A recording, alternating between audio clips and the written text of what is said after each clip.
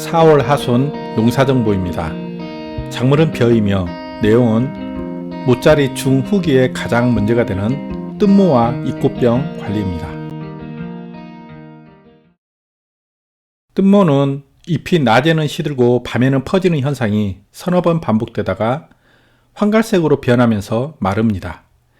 잎꽃병도 뜬모와 증상이 비슷하며 발생 원인과 대책도 같습니다. 이 둘의 차이점은 뜬모는 생리적인 장애이고 잎꽃병은 곰팡이로 인한 병입니다. 뜬모는 곰팡이가 보이지 않지만 잎꽃병은 모판에 하얀 곰팡이가 보입니다. 뜬모는 줄기를 뽑으면 뿌리까지 뽑히지만 잎꽃병은 줄기 밑부분이 물러져서 줄기만 뽑힙니다. 먼저 뜬모를 살펴보겠습니다. 뜬모가 발생하는 조건은 온도가 높을 때, 모판에 물이 부족할 때, 벽실을 촘촘하게 뿌렸을 때입니다. 이 경우 모는 호흡이 늘어나면서 벽시에 있는 양분이 급격하게 닳아지게 되고 이로 인해 뿌리 호흡이 떨어지고 아울러 인산 양분도 잘 흡수하지 못해 뿌리는 노화되어 뜬모가 발생하게 됩니다.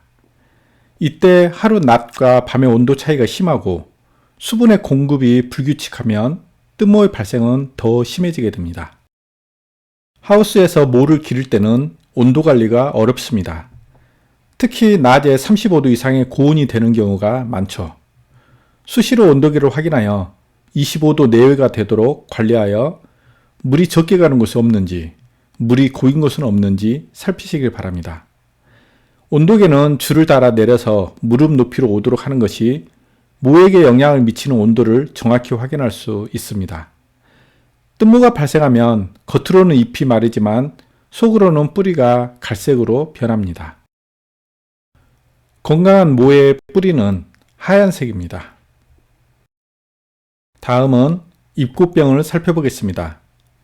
잎꽃병은 땅과 맞닿는 지재부에 하얀 곰팡이가 보이며 생육이 부진하여 시들고 말라 죽습니다. 병을 일으키는 병원균은 피시움, 후사리움, 라이족토니아 등입니다. 발생 원인은 상토의 산도가 pH 6 이상이거나 4 이하일 때, 낮과 밤의 온도 차이가 클 때, 모를 녹화할 때 10도 이하의 저온일 때, 벽시 싹이 올라올 때 35도 이상 고온일 때 발생합니다. 잎꽃병의 대표적인 특징은 보시는 바와 같이 모판 표면에 하얀 곰팡이가 발생하는 것입니다. 곰팡이가 발생하면 즉시 다찌가렌 등 적용약제 1000배액을 상자당 500ml 살포하시길 바랍니다. 모판에 핀 곰팡이입니다. 잎꽃병이죠. 벽시가 너무 촘촘하게 뿌려졌죠.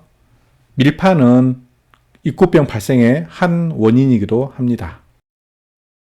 기타 모짜리에 발생하는 문제는 싹이 올라가지 못하는 출하불량, 모가 자라지 못하는 생육부진, 밤에 10도 이하의 저온 피해, 낮에 35도 이상의 고온 피해 등이 있습니다. 이들 문제는 온도와 습도가 적절하지 못할 때 발생이 심하므로 모를 기르는 한 달가량은 온도, 습도에 특히 신경 쓰셔야 합니다. 잎꽃병과 뜬모의 예방 및 조치에 대한 내용입니다. 모가 자라는 환경인 온도와 습도를 알맞게 해야 하며 곰팡이가 발생했을 때는 방제 약제를 살포하고 모가 생기를 되찾도록 영양제를 공급해야 합니다.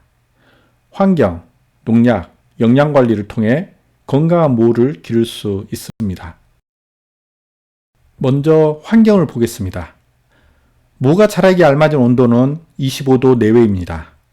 낮에는 30도 이상이 되지 않도록 관리해야 하며 특히 35도 이상이면 고온장애가 발생할 수 있습니다. 봄날에 비닐하우스를 닫아 놓으면 안의 온도는 35도 이상 올라가므로 수시로 온도계를 확인하시길 바랍니다. 밤에는 10도 이하로 떨어지지 않도록 해야 합니다. 낮과 밤의 온도 차이가 심하면 뜬모가 발생할 수 있습니다. 물은 모가 자라는데 꼭 필요하지만 너무 과습하면 뿌리가 호흡을 못해 좋지 않습니다. 모판의 거득이 항상 젖어 있는 상태는 좋지 않으므로 물을 너무 자주 주기보다는 하루에 한 번 줄 때 뿌리 속까지 스며들도록 흠뻑 주시길 바랍니다. 물은 아침 일찍 주시고 한낮에 주는 것은 피해야 합니다. 낮에 부득이 물을 줄 경우에는 하우스 안의 공기가 습하지 않도록 환기하시길 바랍니다. 다음은 병균을 죽이는 약재를 살펴보겠습니다. 이 꽃병은 피시움, 후사리움, 라이족토니아 등의 곰팡이가 발생하는 병이므로 이들 병균을 죽이는 약재를 즉시 살포해야 하며 뜬모의 경우에도 모의 생육이 좋지 않으면 이들 병균의 침입에 약하므로 약재를 살포해야 합니다. 이 꽃병의 약재로는 다찌가렌, 다찌밀, 잘로겐 등입니다. 이들 약재를 1000배로 희석하여 살포합니다. 마지막으로 영양 부분입니다. 모가 양분을 제대로 흡수하지 못하면 뜬모와 입꽃병이 발생하며 뜬모와 입꽃병이 발생하면 양분을 제대로 흡수하지 못해 모는 시들고 마릅니다. 영양과 관련하여 중요한 4가지를 소개합니다. 바로 아인산과 질소와 규산이며 BM 활성수도 덧붙입니다. 뜬모와 입꽃병이 발생하면 아인산염을 주는 것이 가장 효과가 좋습니다. 1000배액을 5일 간격으로 2번 살포합니다. 수용성 규산을 주면 뜬모 발생 감소 효과와 잎과 뿌리 발생 효과가 있습니다. 1000배액을 한 번 살포합니다. 모짜리 후기에 모의 양분이 부족하면 모내기 5일 전에 요소 100배액을 한 번 살포합니다. 모를 기를 때 BM 활성수 100배액을 수시로 주면 모 뿌리의 발근이 좋아집니다. 영양 중에 먼저 아인산을 살펴보겠습니다. 인산의 화학식은 H3PO4로 인 1개와 수소 3개, 산소 4개입니다.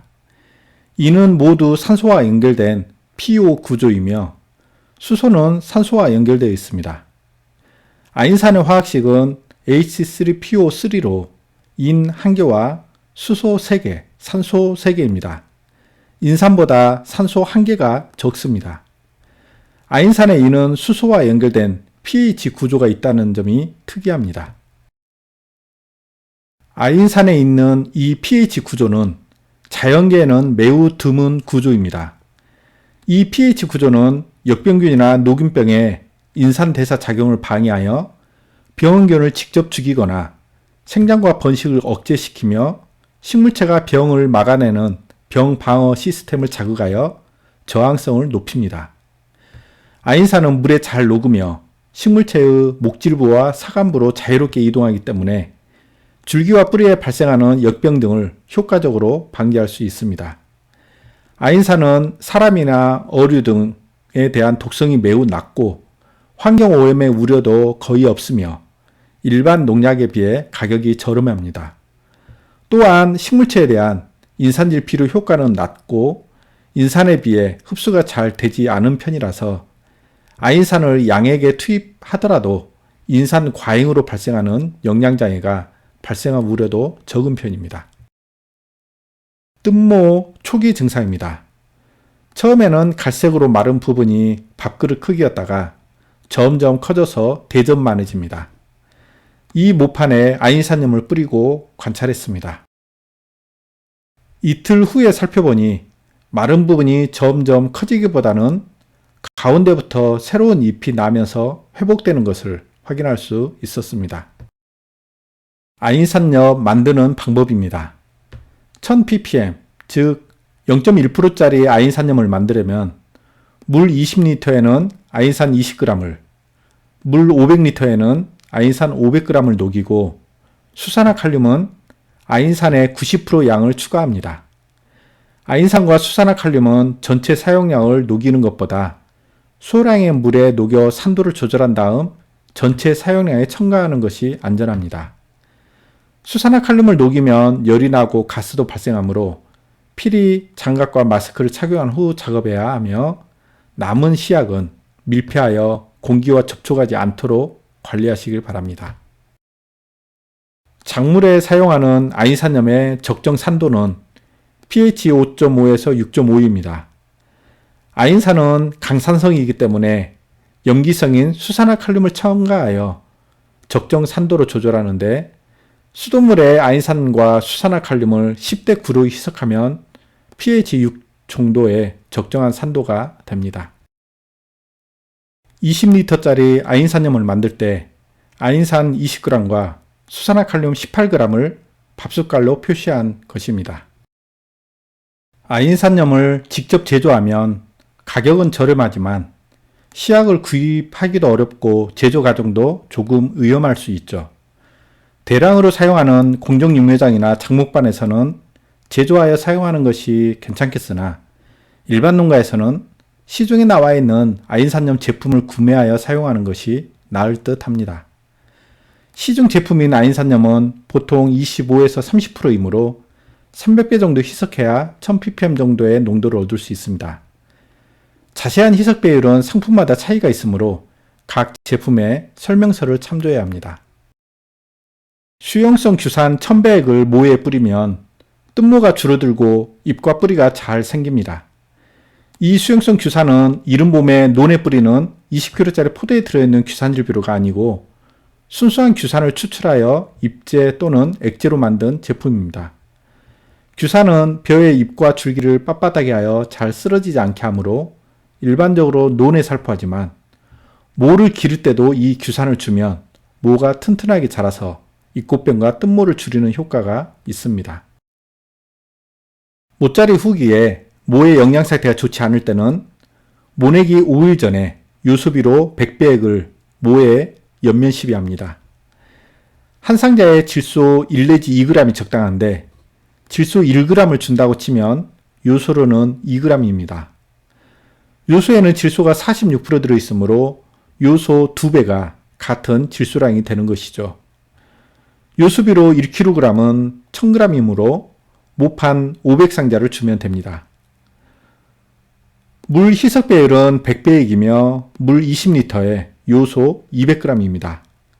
이는 물 한 마리에 요소를 종이컵으로 한 컵 녹인 것입니다. 요소 100배액 한 말로는 모판 100상자를 뿌리면 됩니다. BM 활성수는 맥반석 등 암석의 미네랄이 물에 녹아있는 물입니다. 최근에 각 농업기술센터에서 BM수 시설을 설치하여 농가에 무상으로 공급하고 있습니다. 해당 지역의 농업기술센터에 BM수 시설이 설치되어 있으면 모에 물을 줄 때 이 BM수를 100배로 희석하여 수시로 주시길 권합니다. 이는 농약이나 영양제처럼 즉각적인 효과가 있는 것은 아니지만 모가 튼튼하게 자라도록 도움을 줍니다.